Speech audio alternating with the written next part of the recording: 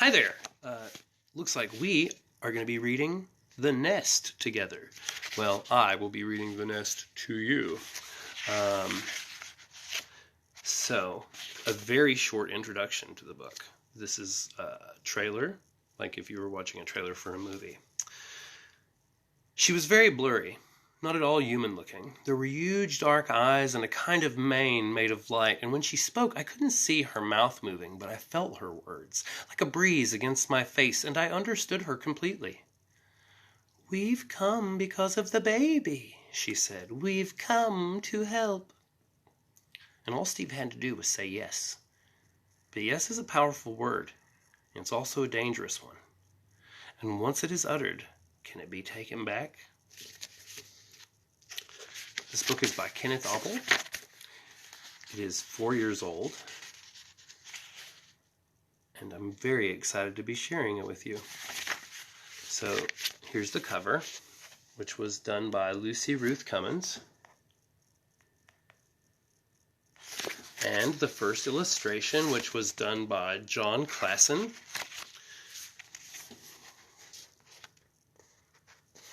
Isn't that a cool drawing?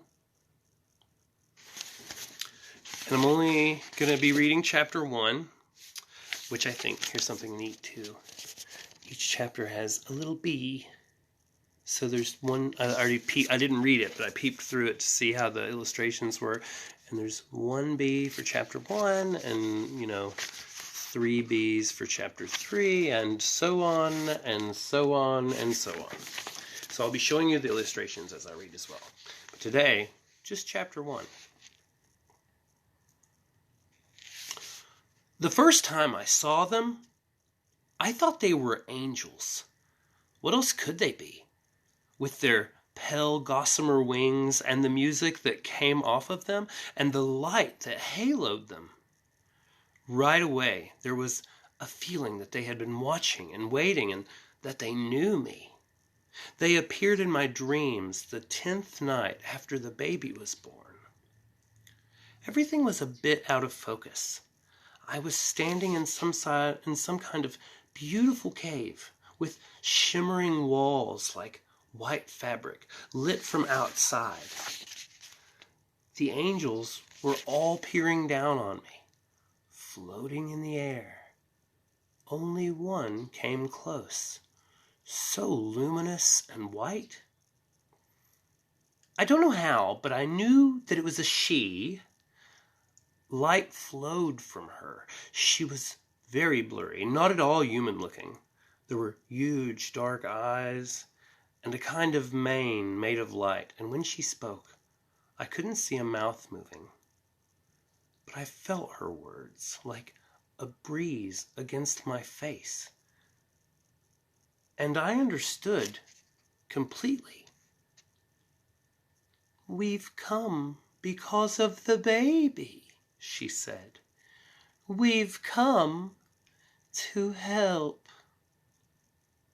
That's the end of chapter 1. So, I'm really tempted to read chapter 2. Let's see how long it is.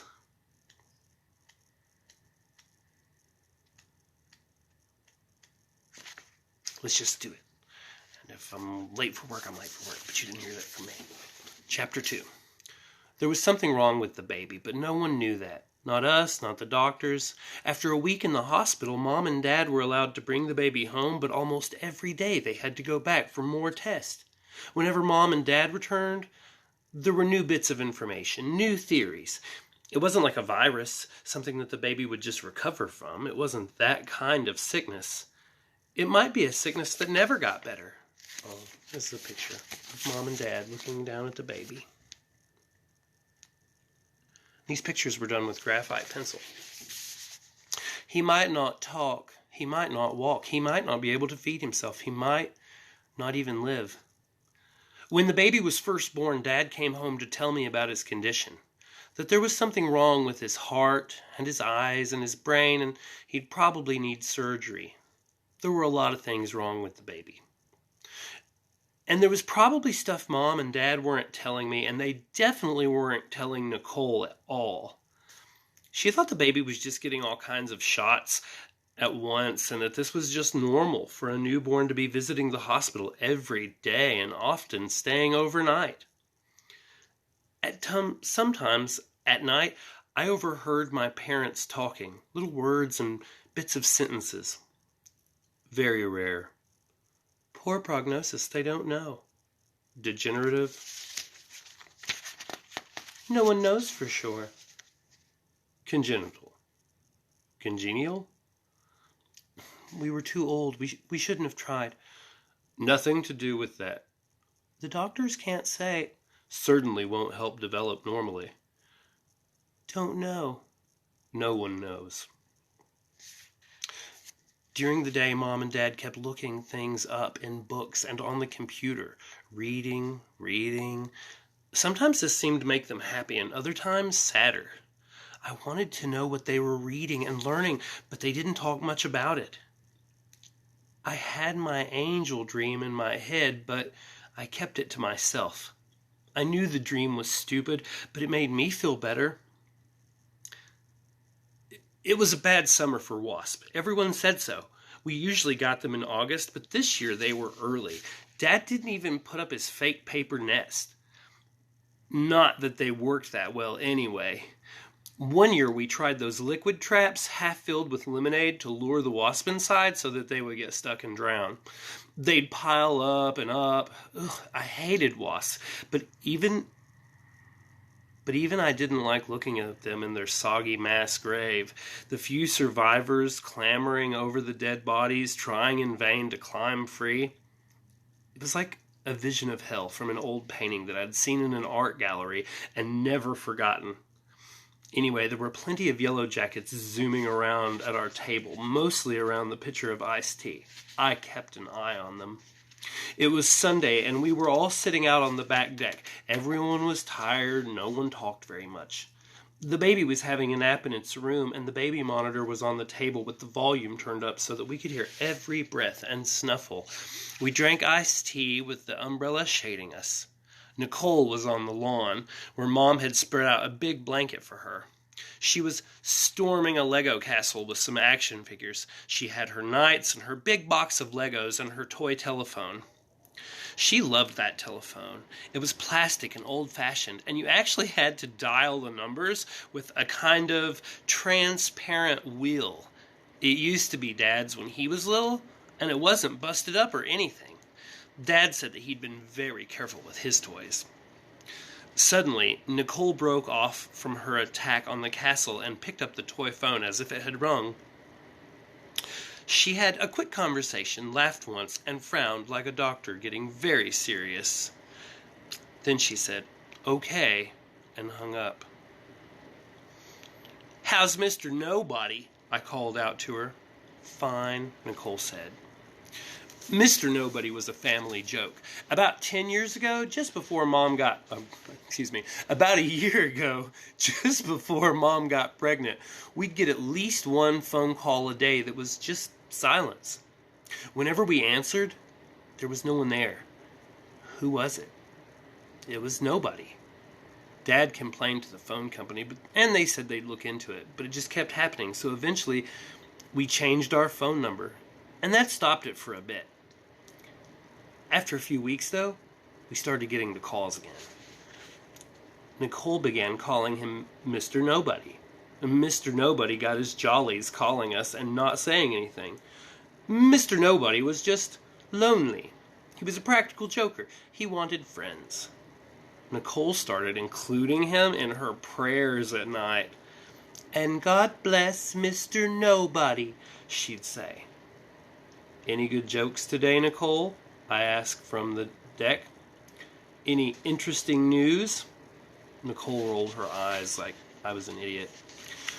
2 yellow jackets circled the rim of my glass. I moved it, but they followed. They really like sugary drinks. I'd never been stung, but wasp terrified me, and always had. I knew it was wimpy and irrational, but when they flew near me, my head filled with hot static, and I would lash out with my hands. Once, before the baby was born, We'd hiked up Mount Maxwell, and we were looking at the view, and a wasp came buzzing around my head and wouldn't go away, and I started running straight for the drop-off. Dad grabbed me and shouted that I could have gotten killed. "Get a grip," he shouted. I always remembered those words when I saw a wasp. Get a grip. There were a lot of things that I was supposed to get a grip on. I just wasn't much good at it. A third wasp flew in, and this one had different markings. Instead of black and yellow, it was mostly white with a few silvery gray stripes. It was the same shape as the others, just a little bigger. And the two yellow jackets took off, and the white and silver one just settled on the rim of my glass. When I tried to shoo it away, it veered toward my face, and I pushed back my chair so hard that it fell over with a bang. "Steve, just leave it alone," my father said. "If you make a big fuss, it's going to be more likely to sting you." I couldn't help it. I especially didn't like when they flew around my face. "Where is it?" I said. "It's gone away," said Mom. It hadn't gone away. I could feel it crawling in my hair. With a shout, I tried to smack it off, and suddenly I felt a precise, searing heat in my palm. I pulled back my hand, and in the fleshy part of my thumb was a bright red dot, and around it the skin already feeling hot. "Did you get stung?" Mother asked, and I couldn't answer. I was just staring. "Honestly," grumbled Dad, coming around to look. "Come on inside, let's give it a wash." The bottom half of my hand started to feel fat, like it did when you came inside after a really cold winter day, and it started to warm up suddenly. "Looks a bit swollen," Dad said. Numbly, I compared both hands. It was way redder than the other one. "It'll be fine." I didn't feel fine. A big wave of heat flushed through me. It started in the center of my back and radiated to my shoulders and then down my arms, and I could feel my heart racing. "I don't feel right," I said as I sat down. "Do you think he's allergic?" I heard my mom say with a concern. She pointed. "Look!" I was wearing a t-shirt, and on my upper arm, a blotchy rash had started to appear. "Is it itching?" Dad asked. "I don't know." "Does it itch?" he asked impatiently. "Yes, it's itchy," Mom said. "His hands look pretty swollen. You should take him in." "You mean to the hospital?" Just saying the word made me feel like electricity was jolting through me. My heart pumped. I felt hot all over. "Am I gonna die?" Dad sighed. "Steve, you are not gonna die. You are panicking, that's all, okay? Deep breaths, buddy." I was glad to see that Dad didn't seem too concerned, only weary. If he'd have been as worried looking as Mom, I might have flipped out altogether. "We should just rent a room at this hospital," he said. The hospital wasn't far, and the nurse who first saw me didn't seem to think that I was very important. She gave me some Benadryl to drink, and we found seats in a crowded waiting room. Dad read a magazine, but I didn't want to touch anything in case there were germs. I looked all around at the other people, and most of them didn't look too sick, but they were sick, or else they wouldn't be here, right? And they might have had something I could catch. Every 15 minutes, I went to the bathroom to wash my hands and then slathered on hand sanitizer from the wall dispenser. I tried to breathe in little sips so I didn't take in too much of this hospital air. We waited a couple of hours, and by the time I saw the doctor, the rash on my arm was fading and my hand wasn't quite as swollen. "You had a mild to moderate allergic reaction," he said. Shadows sagged beneath his eyes. He didn't look at me when he talked. I guess he looked at quite enough people all day. "But next time you get stung, it might be worse, so I'm going to prescribe you an EpiPen." I knew what those were. I'd been in the staff room at school once and seen an entire bulletin board pinned with Ziploc bags containing the names of kids and photos and their EpiPens. The doctor said to Dad, "You might also want to get him a course of desensitization shots. That way you don't have to worry about the EpiPen." In the parking lot, when Dad got behind the wheel of the car, he gave a big sigh before turning the key in the ignition. It was the same hospital where the baby had been born. The same one that Mom and Dad kept coming back to almost every day. We didn't talk on the way home. I felt bad about getting stung and making him drive me to the hospital. He looked tired. He glanced over a couple of times and asked how I was feeling, and I said fine and nodded and smiled, and he patted me on the knee. "Sorry I was short-tempered with you," he said. "That's okay. We'll book you those shots as soon as we can." That's my alarm clock. I wasn't too crazy about getting a bunch of needles jabbed into me, but I said thanks. That night, when I slept deep, and that was the first time I saw the angels. I still get scared at night. When I sleep, I pull the covers up over my head and only leave a little hole that I can breathe through, but not see through. I don't want to see what's out there. I've slept like this for as long as I can remember. It's embarrassing, and I never tell anyone about it. I have a lot of nightmares. One of the worst ones is that I wake up in my bed, still under the covers, but that I know someone or something is standing at the foot of my bed. I'm too terrified to move or call out, and then there's this sound like paper tearing, and my blankets are yanked off my body, and I can feel the weight of them disappear, and then suddenly there's a sweep of cold air, and I know that I'm exposed to whatever is standing there, and that's when I wake up for real. When I was little, I'd call out for Mom. It was always Mom. And she would come and sit on the edge of my bed and settle me down. Sometimes she stayed and waited for me to get back to sleep. Sometimes, though, after a few minutes, she would just head back to her room and tell me, call out if I needed her. And I'd wrap myself up and I would try to go back to sleep.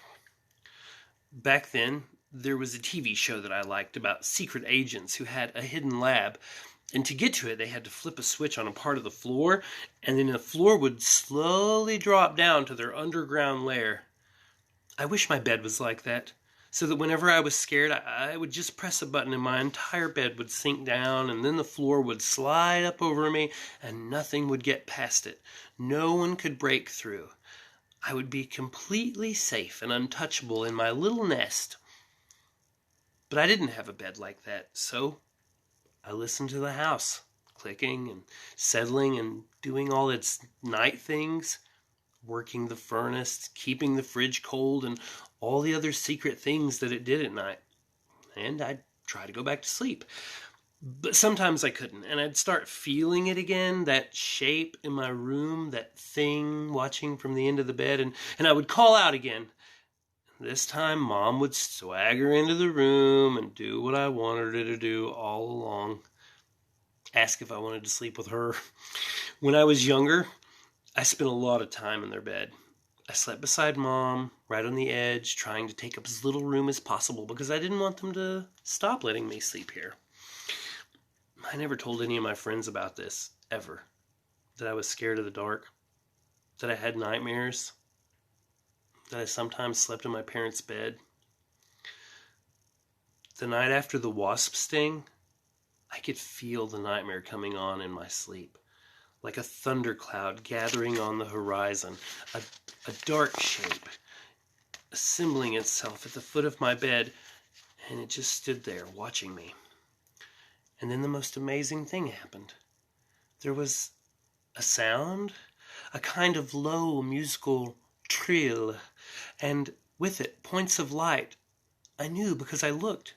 For the first time ever in my dream, I turned and I looked. More and more tiny little bits of light surrounding the dark shape, landing on it, and then the darkness started to dissolve and disappear, and I felt such a relief. Suddenly, I was in a bright cave-like space, lying on my stomach, and in front of me was her voice. "We've come to help. We've come because of the baby," she said. "We've come to help." "Who's we?" I asked. "We come when people are scared or in trouble. We come when there's grief." I looked all around at the glittering creatures on the walls and in the thin air. "Are you angels?" "You can think of us that way." I stood up. I tried to look more closely at the angel in front of me. Her head alone seemed as big as me. It was a bit like standing before that huge stuffed lion at the museum, except the mane and whiskers were all light, and the eyes were huge, and the mouth never moved. She was magnificent, and I wasn't sure she had a mouth at all, but I was aware every time she spoke of something grazing my face and the smell of freshly mown grass. "Now," she said, "my first question is, how are you?" "Okay, I guess." She nodded, patiently, waiting. "Everyone's worried about the baby," I added. "Oh, it's so dreadful when these things happen," she said. "It's common, you know. Take comfort in that. You are not alone in this." "No, I guess not." "And your little sister, how is she?" "She's a pain, as always." I was beginning to feel a little more at ease. "Oh, yes. Little sisters." I don't think she really understands about the baby being sick. Really sick. "That's just as well. Your parents?" "They're super worried." "Naturally." "And scared." "Of course they are. Nothing's scarier than having a sick child, and one so newly born and so vulnerable. It's the worst thing for a parent. That's why we've come to help." "How can you help?" "We make things better." "You mean the baby?" "Of course." "No one really knows what's wrong with him. Not exactly." "We do." "Angels know everything?" She laughed. "Everything is a tall order, but we know enough to know what's wrong with the baby. It's congenital." "What does that mean?" "He was born with it.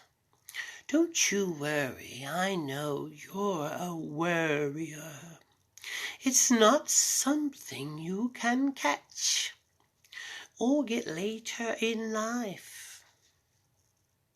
I wondered how she knew I was a worrier, but I guess angels knew all sorts of things without being told. She said, "It's just a tiny little mistake inside him, and we can fix that mistake." "You can?" I said with a rush of hope. "You know about DNA, don't you?" I remembered it from science, all the little pieces inside of our cells, like a spiral ladder that made us who we were. "Well," she continued, "sometimes the little bits get mixed up. It's the tiniest mix-up, and it can lead to bigger problems. People are very complicated inside." "When?" I asked. "When can you do this?" "Soon enough, you'll see." And then I woke up. And that is the end of chapters 1 and 2 of The Nest. And I have to go to work because I might be a little late. So, welcome to being read to by me, if this is your first time being read to by me. Sometimes with my schedule, the gaps between readings can be a little longer than others, and sometimes I have an entire block of free time, and I'll get to read a couple of chapters, multiple chapters even. So I do hope that you enjoy it, and I welcome you to stick with me through The Nest by Kenneth Obbel. And thanks for giving me this opportunity to read to you.